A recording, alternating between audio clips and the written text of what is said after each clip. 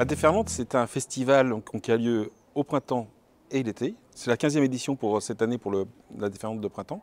C'est un festival d'art de rue, de théâtre de rue, qui a la particularité d'être mutualisé sur 11 communes du littoral, donc de la Vendée et de la Loire-Atlantique. Donc nous, à Pornic, aujourd'hui, on est heureux d'accueillir cette année ce programme de 3 jours pendant le week-end de l'Ascension, avec un temps magnifique, donc on va avoir beaucoup de monde, pour le spectacle de rue gratuit, ouvert à tous. Donc ce travail-là, c'est un travail collaboratif, mutualisé, entre les programmateurs de nos villes.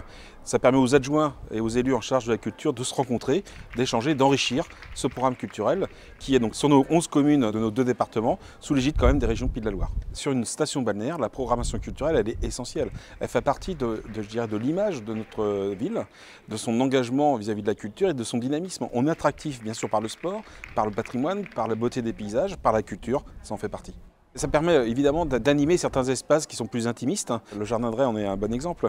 C'est un site qui est remarquable, qui a un petit écrin très vert, mais qui est un petit peu cocoon. Et donc il faut savoir rentrer dans ce jardin pour le découvrir. C'est une présidente tournante. Et donc cette année, c'est Pornic qui a été choisi, d'où la Déferlante de printemps, ici à Pornic. Ça va toujours? Ok, nous sommes à peu près, waouh, 250 selon les organisateurs et 30 selon la police et BFM. Mais c'est pas grave car ce soir, on va faire mentir les chiffres. AIA, en fait, ça veut dire, c'est un acronyme, ça veut dire Atelier d'initiative artistique et artisanale. En fait, c'est une compagnie théâtre, mais pas que. En fait, à l'origine, en fait, c'était un collectif d'artistes pluridisciplinaires et on crée des spectacles assez différents les uns des autres. Ce soir, on va faire Madame, Monsieur, Bonsoir, qui est une comédie sur l'univers médiatique, en fait. Donc, du coup, on aborde plein de sujets qui touchent aux médias, à l'information, au travail des journalistes, à leur formation. En fait, ça part du principe que nous, on s'interroge sur qu'est-ce que c'est, comment ils bossent, d'où vient l'information, etc. Et puis pourquoi il y a autant de défiance aussi. Donc on part un peu de ce truc-là en se disant tiens, pourquoi? Et on va interroger les différentes raisons du pourquoi. La mort d'un homme est une tragédie. La mort d'un million d'hommes est une... Nina?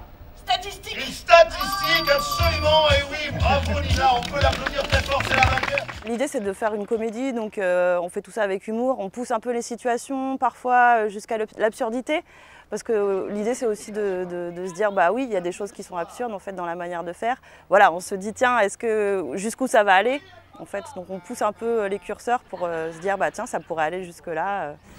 J'ai choisi la réponse A, la révolte au Costa Rica. Bien sûr, vous avez le droit évidemment de choisir la réponse A, mais il y a aussi la réponse B, Nina, qui est une réponse intéressante, pertinente. Pour nous, le fait de faire du théâtre en rue, c'est hyper intéressant parce qu'en fait, déjà, on s'adresse à un public qui n'est pas forcément un public de théâtre classique. Et aussi parce qu'on choisit des sujets politiques, des sujets de société, et du coup, les mettre dans la rue, en fait, on s'est rendu compte que ça marche vraiment, il y a quelque chose qui prend.